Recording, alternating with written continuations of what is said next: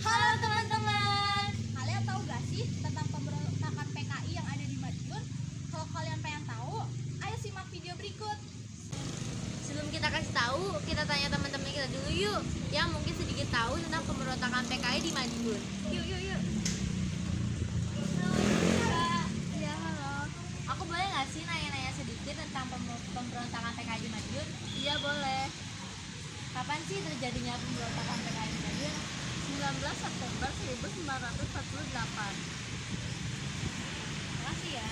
Nah bener nih kata kakaknya. Jadi pemberontakan terjadi pada tanggal 18 September 1948 yang bertujuan untuk menggulingkan pemerintahan Indonesia yang sudah sah yaitu Republik Indonesia dan mengganti landasan negara. Gerakan ini dipimpin oleh Amir Syarifuddin dan Musso. Kalian tahu nggak sih peristiwa yang melatar belakangi terjadinya pemberontakan PKI di Madiun? Kalau belum tahu, aku kasih tahu ya. Satu, yaitu jatuhnya kabinet Amir Syarifuddin akibat ditandatanganinya perjanjian Raffles yang sangat merugikan Republik Indonesia. Dua, kedekatan Amir Syarifuddin dengan tokoh PKI yaitu Musso yang bercita-cita menjabarkan ajaran komunisme di Indonesia. Nah, gitu teman-teman, peristiwa yang melatar belakangnya terjadinya pemberontakan PKI di Madiun. Gak itu aja loh, ada satu peristiwa lagi yang melatar belakangi terjadinya pemberontakan PKI di Madiun. Ada juga propaganda kekecewaan terhadap Perdana Menteri selanjutnya Kabinet Hatta akibat programnya untuk mengembalikan 100.000 tentara menjadi rakyat biasa dengan alasan penghematan biaya. Nah gitu teman-teman, beberapa peristiwa yang melatar belakangi terjadinya pemberontakan PKI di Madiun. Pastinya setiap konflik memiliki tujuan dan maksud tersendiri, termasuk pemberontakan di Madiun. Nah, kalau gitu kita tanya-tanya lagi yuk ke teman-teman kita mengenai tujuan pemberontakan PKI di Madiun. Yuk. Halo Kak. Halo. Aku boleh nggak sih nanya-nanya sedikit tentang pemberontakan PKI di Madiun? Boleh. Kira-kira kakaknya tahu nggak tujuan pemberontakan PKI di Madiun? Tujuan pemberontakan PKI salah satunya membentuk negara Republik Indonesia di Uni Soviet. Dan ada beberapa lagi teman-teman, bisa baca sendiri ya.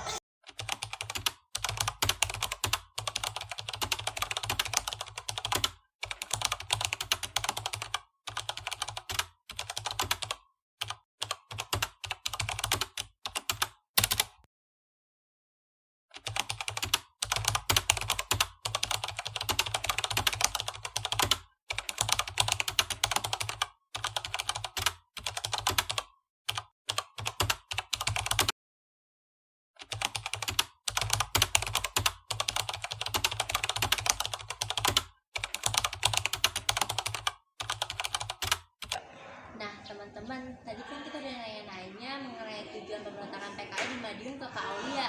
Gimana kalau sekarang kita tanya-tanya lagi ke Kak Eva? Kalian pasti udah pernah dengar kan namanya? Yuk ikutin aku. Halo masih Kak, aku boleh nanya nggak sih sedikit mengenai pemberontakan PKI di Madiun? Iya boleh.